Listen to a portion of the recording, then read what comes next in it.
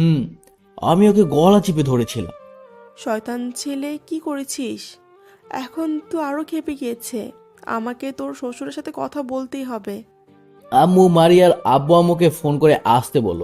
দুপুরে সবাই আসলো। আম্মু এখন কি হবে? শাকচুনিটা আবার আমাদের উপরে অত্যাচার করেছে। সেদিন আমার বাবুর কথা বলতেই সাগর রেগে যায়, কিন্তু ওটা তোমার জামাই ছিল না। তোমার জামাই বাজারে ছিল, এটা আমি জানতাম না। ওই আমাদের বাচ্চার ক্ষতি করতে এসেছে। চুপ থাক মা, কিছু হবে না, সব কিছু ঠিক হয়ে যাবে। ভাই, এখন আমি কি করব? আবার শয়তানটা আমাদের উপর অত্যাচার করতে শুরু করেছে। আমি দেখছি কি করা যায়। এখন কিছুদিনের জন্য সাবধানে থাকতে হবে। মারিয়া তুই চলে যা। আমি তোকে একা রেখে দেওয়ার জন্য বিয়ে করিনি। আমি কোথাও যাব না। না, ও এখানে থাক।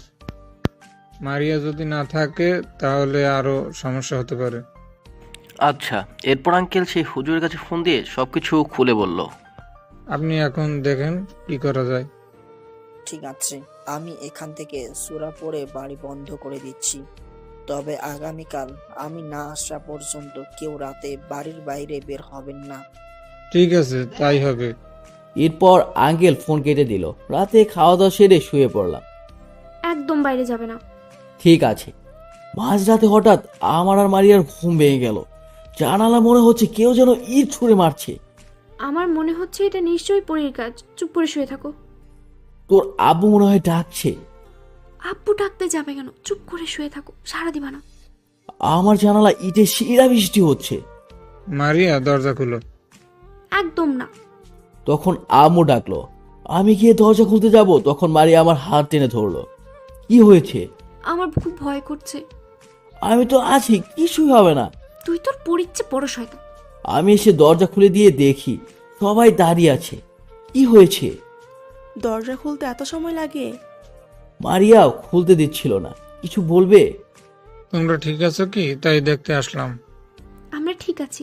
এরপর সবাই চলে গেল। পরের দিন সকালে ঘুম থেকে উঠে ফ্রেশ হয়ে নাস্তা করে নিলাম। হঠাৎ হারামজাদাগুলো হাজির হলো। আমরা ভেবেচিন্তে একটা সিদ্ধান্ত নিয়েছি। কি? পরীকে ধরে রাখতে হবে। আমরা একটু হুজুরের কাছে নিয়ে যাব। কোথাও যাওয়া লাগবে না, এখানে একটা হুজুর আসছে। এরপর কিছুক্ষণ পর হুজুর এসে আগে বাড়ির চারিদিকে আজান দিয়ে কি যেন করলো। তারপর আমার কাছে গিয়ে পরীকে হাজির করলো। তুই আবার বিরক্ত করিস? আমি কাউকে বিরক্ত করছি না। আমাকে কেন ডাকা হয়েছে? শয়তান সবসময় মিথ্যা কথা বলে। সত্যি করে বল, তোর উদ্দেশ্য কি? বলবো না। তোকে বলতে হবে। এরপর হুজুর পানি পড়ে আমার গায়ে ছিটিয়ে দিল। আমাকে মারলেও আমি বলবো না। ঠিক আছে, আমি আমার মতো তোমার ব্যবস্থা করছি। তোর যা ইচ্ছে কর। এরপর হুজুর সোড়া পড়ে আমার গায়ে ফু দিল। এখন বল, তুই একে ছেড়ে চলে যাবি কি? না। ঠিক আছে, তোকে আমি বোতল বন্দি করে নদীতে ফেলে দিব। এরপর হুজুর সোড়া পড়ে কিভাবে যেন পরীকে বোতলে ভরে ফেললো। হুজুর, এখন আমরা কি মুক্ত? আমি এই বোতল নিয়ে গিয়ে নদীতে ফেলে দিব। আপনি তাই করেন। এরপর হুজুর চলে গেল। আমার হুঁশ ফিরে আসলো। তখন আমি উঠে বাথরুমে গোসল করে নিলাম। বাইরে এসে চেঞ্জ করে নিলাম। দুপুরে খাওয়া দাওয়া করে যা। আসছে। এরপর আমি খেতে আসলাম। আম্মু দাও, আমি খাবার বেড়ে দিচ্ছি।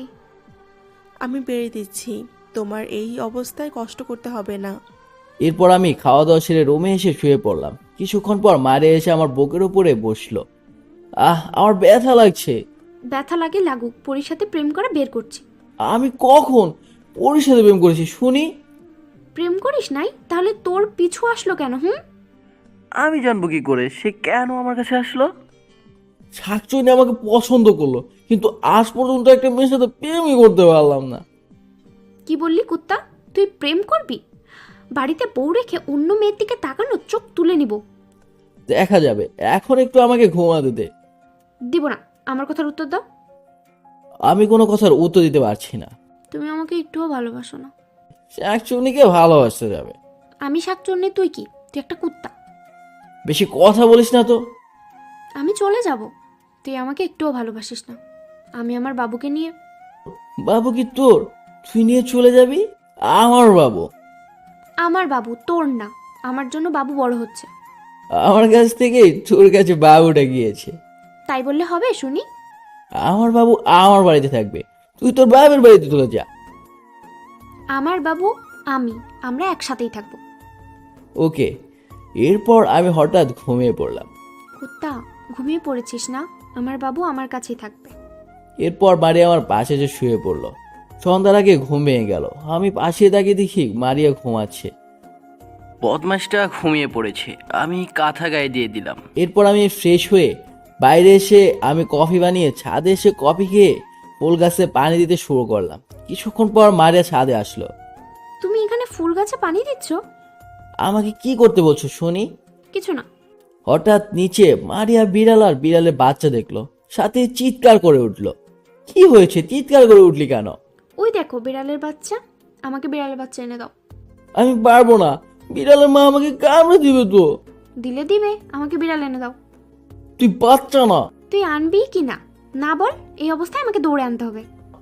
ওকে, আমি যাচ্ছি। আমি আর মারিয়া ছাদ থেকে নেমে বাড়ির সামনে এসে দাঁড়ালাম। যা গিয়ে বিড়াল বাচ্চা নিয়ে আয়। যদি ওর মা কামড়ে দেয় তোর খবর আছে। এরপর আমি আস্তে আস্তে বিড়ালের বাচ্চার কাছে আসলাম। এরপর একটা বিড়ালের বাচ্চা নিয়ে দৌড় দিলাম। তখনই বিড়ালের মা আমার পিছু পিছু দৌড়ে এলো। এরপর একটা লাফ দিয়ে আমার হাতে কামড়ে ধরে রাখলো। এই ছাড় ছাড়। আহ আহ আমি বিড়ালের বাচ্চাকে ছেড়ে দিলাম। এরপর আমি ওর মাকে ছাড়িয়ে দিলাম। মারিয়ার চিৎকার শুনে আম্মু আর আন্টি দৌড়ে আসলো। আব্বু, কি হয়েছে তোমার হাতে? হাত দিয়ে তো রক্ত বের হচ্ছে কেন? তোমার শয়তান মেয়ের জন্য বিড়ালের বাচ্চা আনতে গিয়ে আমার এই অবস্থা হয়েছে। তোদেরকে নিয়ে আর পারা যায় না। বদমাইশ মেয়ে, এই বয়সেও বিড়ালের বাচ্চা পোষার শখ। তোর জন্য আমার আব্বুর এখন এই অবস্থা। ঠিক আছে, এত চিৎকার করে লাভ নেই, তাড়াতাড়ি হসপিটালে গিয়ে ইঞ্জেকশন দিয়ে নিয়ে আসো। আচ্ছা। রুমি, তোর দুলাভাইয়ের সাথে ডাক্তারের কাছে যা। আচ্ছা। এরপর আমি মারিয়া রুমি হাসপাতালে আসলাম। হাসপাতালে এসে ইঞ্জেকশন নিলাম। এরপর বাড়ি আসার সময় বিড়ালের দোকান থেকে মারিয়া জোর করে বিড়ালের বাচ্চা নিয়ে বাড়িতে আসলো। এইভাবে কয়েক মাস চলে গেল। এখন আমরা হাসপাতালে বসে আছি। মারিয়াকে হাসপাতালে নিয়ে আসা হয়েছে। চিন্তা করিস না, সব ঠিক হয়ে যাবে। কিছুক্ষণ পর নার্স এসে বলল, নর্মালি আপনার মেয়ে হয়েছে। এরপর আমার মেয়েকে নিয়ে এসে আমার কোলে তুলে দিল। ফুটফুটে মেয়ে হয়েছে, ঠিক ওর আম্মুর মতো দেখতে হয়েছে। আমি কোলে নিয়ে হাঁটাহাঁটি করছি। তখন আম্মু আমার কাছ থেকে মেয়েকে নিয়ে সবার কাছে গেল। কিছুক্ষণ পর মারিয়ার কাছে আসলাম। আমার মেয়ে আমার কাছে থাকবে, তুমি বাড়িতে যাও। আমি বাড়িতে যাব কেন? আমি আমার মেয়েকে নিয়ে যাব। মেয়েরে তো দাঁত ভেঙে দেবো কুত্তা। আমার মেয়েকে নিয়ে আয়। পারবো না। চুপ কর বেয়াদব। এরপর আম্মু মেয়েকে নিয়ে আসলো। কয়েকদিন পর মারিয়াকে হাসপাতাল থেকে বাড়িতে নিয়ে আসলাম। আমার মেয়ে আমার কাছেই থাকে, মারিয়ার কাছে যেতেই চায় না। বাপের কাছে থাকতে হবে? হ্যাঁ, খাওয়ার সময় আমার কাছে শুনি। একদম আমার মেয়েকে বকবে না। আমার মেয়ে আমার কাছে থাকবে না তো তোর কাছে থাকবে? মুখ সামলিয়ে কথা বলবি, এটা আমার মেয়ে। না, আমার মেয়ে। হঠাৎ মেয়ে কেঁদে উঠলো। মারিয়া, আমার মেয়ের ক্ষুধা লেগেছে, খেতে দাও। এতক্ষণ আমার মেয়ে করে মাথা খারাপ করে দিচ্ছিল, এখন আবার মেয়েকে দুধ খাওয়া? এই চুপ, মেয়েকে খেতে দাও। এরপর মেয়েকে খাওয়াতে শুরু করলো। এইভাবে আমাদের ঝগড়া চলতে থাকলো। তবে আমরা কেউ কাউকে ছেড়ে থাকতে পারি না। এইখানেই শেষ করছি। তো কেমন লাগলো গল্পটা একটু জানাবেন প্লিজ।